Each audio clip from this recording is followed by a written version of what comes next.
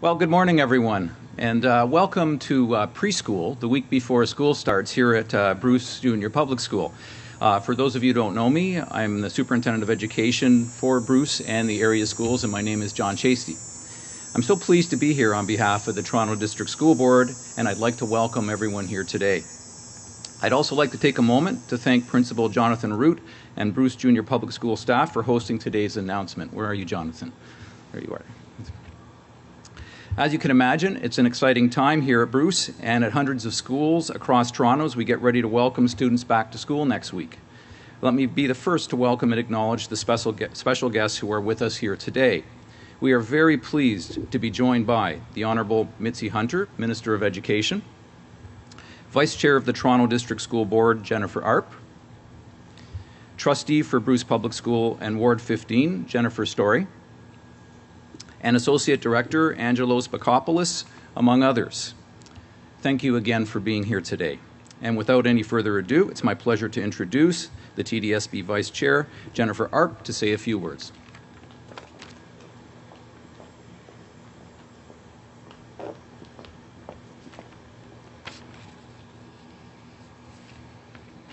Thank you, John. Good morning. It is a pleasure to be here this morning at Bruce Junior Public School for today's visit by the Minister of Education. On behalf of the trustees of the Toronto District School Board, I too would like to welcome Minister Hunter to our board today and my colleague, Trustee Jennifer Story, who I know has been a strong advocate for the students and parents of Bruce Junior Public School and the residents of Toronto Danforth. It's hard to believe, but it was 2 months ago that we were standing outside of Harvard Collegiate for an important school repair announcement, and I'm happy to be here at Bruce today to continue those conversations. As I've said before, I believe this illustrates the government's acknowledgement of the unique challenges faced by the Toronto District School Board with regards to infrastructure and renewal and our $3.4 billion repair backlog. It was just last week that the TDSB and province released a snapshot of repairs at schools across Toronto and across Ontario. This is important information that gives students, parents, staff, and community members a better idea of what their individual schools face. One of the projects that is being made possible in part by increased funding from the province is behind us, Bruce Junior Public School. At more than 90 years old, it's a perfect example of a historic TDSB school that needed some updating and repairs. In this case, it's new windows, along with a new kindergarten washroom and plumbing fixture upgrades inside. This is just one of hundreds of TDSB schools across Toronto that need repairs. Some minor, some major, but all important to individuals, our students, and our school communities. We hope to continue renewal projects such as this. That, thanks to the province, go beyond emergency repairs and truly begin to lower our repair backlog. Once again, I want to thank you all for being with us today. Now it's my honor to introduce the Honourable Mitzi Hunter, Ontario's Minister of Education.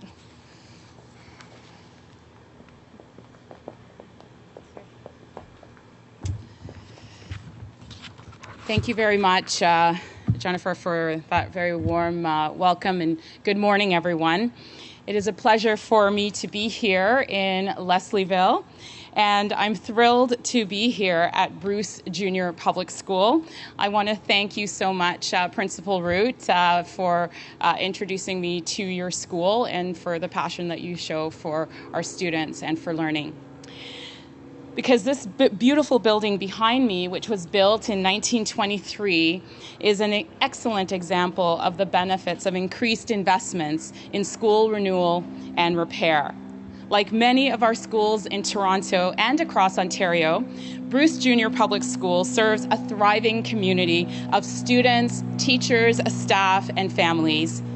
Despite being almost 100 years old, this building provides a safe, healthy learning environment for all of our students. And that requires continuous repair and renewal work that ensures its structural integrity is maintained. Like many of Ontario's schools, 56% of which are more than 40 years old, Bruce Junior Public School is part of the very fabric of community, serving residents proudly for decades. With our government's historic investments in school repair and renewal, Bruce Junior Public School and schools right across Ontario in need of repair and renewal will be fit to serve students for many years to come, having received much needed repair.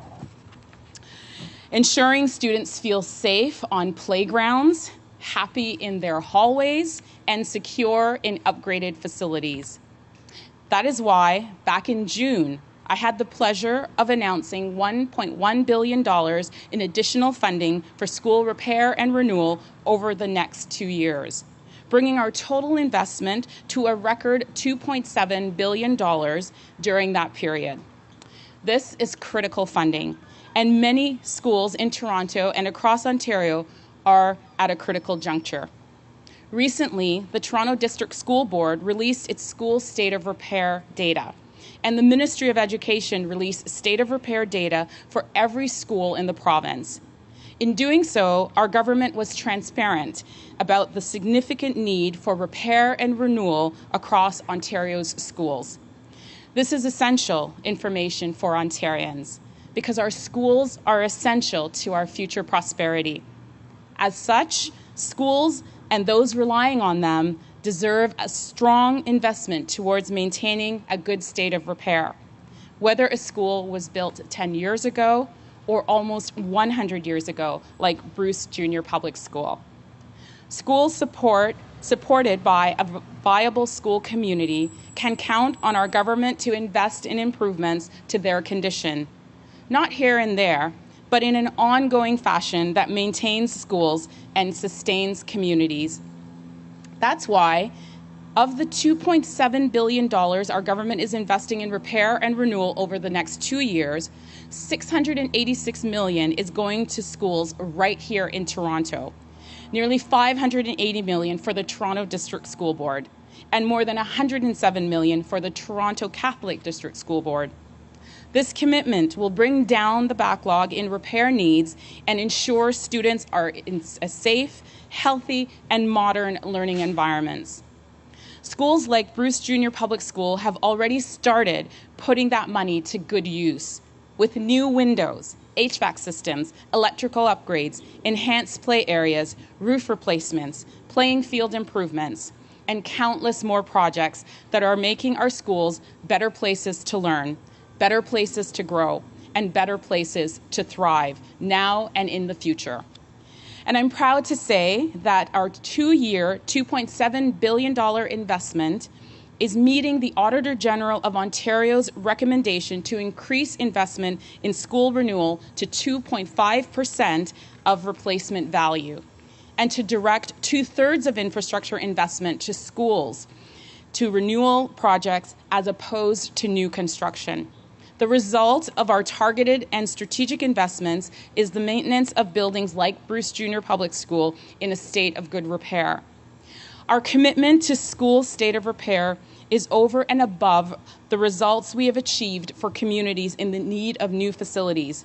We're responding to the needs in local communities with brand new schools and additions. I'm very proud of the fact that since 2003, our government has invested over $14 billion in new school infrastructure.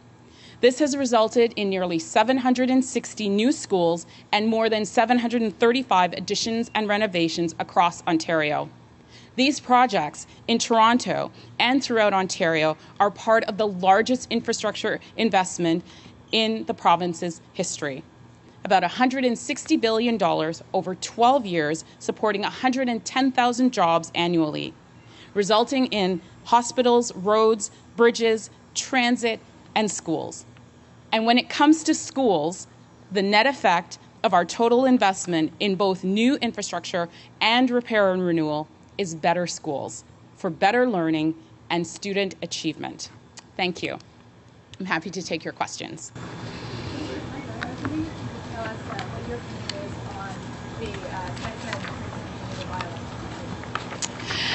Well, you know, It's frankly, when we look at the upgrades that we've made to the health and physical education curriculum, including the components that deal with sexual education, this is about keeping our kids safe. It's about ensuring that an outdated curriculum that was over 15 years old is brought up to 21st century.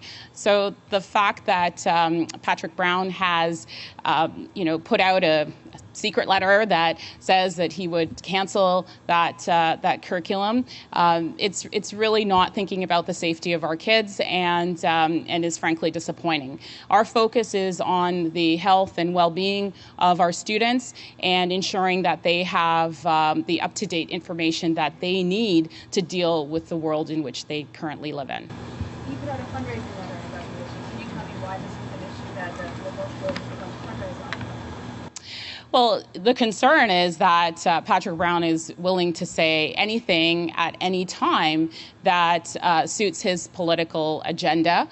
First, he was against the curriculum. Then he said he was okay with it, and he has now changed his mind. That's flip-flopping, and it's important that people recognize that what can you trust? If he's going to change his mind at a moment's notice on information that is so important to the well-being of students, that's putting students at risk. How would it put students at risk to eliminate the sex ed curriculum?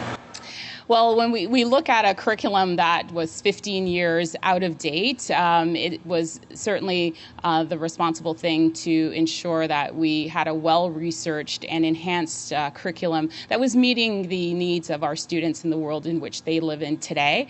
And that's exactly what we've done. We've ensured that our students have a curriculum that reflects the challenges of the environments in which that they live in. How big of a factor do you think this is going to be in Scarborough Rouge? Well, I think that it's a matter of, Patrick Brown saying whatever he needs to say to advance his political agenda. He's flip-flopped on this issue and not sure what people can trust. So I think that, when you look at the commitment that we made to enhancing the health and physical education curriculum, we said we were going to do that. We did that. The curriculum has been in place now for a year, and students are getting the information that they need. To follow up on Randy's question, as Minister of Education, what are the parts of the curriculum that you feel are most integral to keeping kids safe? Well, there are many parts of the curriculum that are integral to keeping kids safe, and I think that what's most important is that with the research that we've done in developing this curriculum is that we're providing students with the information they need at the right age to support whatever it is that they are going to confront. So whether it's teaching them the correct anatomical words to use when it comes to the parts of their body. That's something that public health officials, children's aids officials, and police have told us is required so that children know how to explain what is the parts of their body. So, there are many changes that we've made throughout the curriculum that reflects the fact that we are now in a digital age. Students are using social media, whether it's texting and other things, and they need to ensure that they understand the implications of those technologies and how to properly use them. The school environment, making sure that we address incidences and issues of bullying and respect for each other. So the curriculum has been very well thought through, and it's something that is designed to meet the needs of a changing world. Last question. Well, can we talk for just a second about this? You didn't make any announcement of new money or anything like that, so why come out today and hold this press conference if you're not going to announce new funding, for example, for the disrepair that exists? So in June, I announced that the province was investing an additional $1.1 billion in school repair and renewal, which was much needed. It brought our total investment over 2 years up to $2.7 billion. We were giving more money to school boards so that they can prioritize those critical repairs and renewal needs, and to do that over the course of the summer, so that when schools return, when students return to schools in September, that some of those repair needs are addressed. You can see Bruce Junior Public School just right behind me here has new windows. The structural integrity of this school has been tested, and there's been a little bit of paint put on the school because those are very visual and visible repair needs that builds the confidence in our public school system. It speaks to students learning and in a safe and an environment that supports their well-being, that supports their learning. So this is important for us to ensure that not only are we keeping up with this investment with the ongoing continual repair needs that are needed in schools, but we're also addressing the backlog of repairs as well. So this investment is critical to our school environment, and we want to ensure that Ontario's children are learning in the best possible environments at school. Thank you, everyone.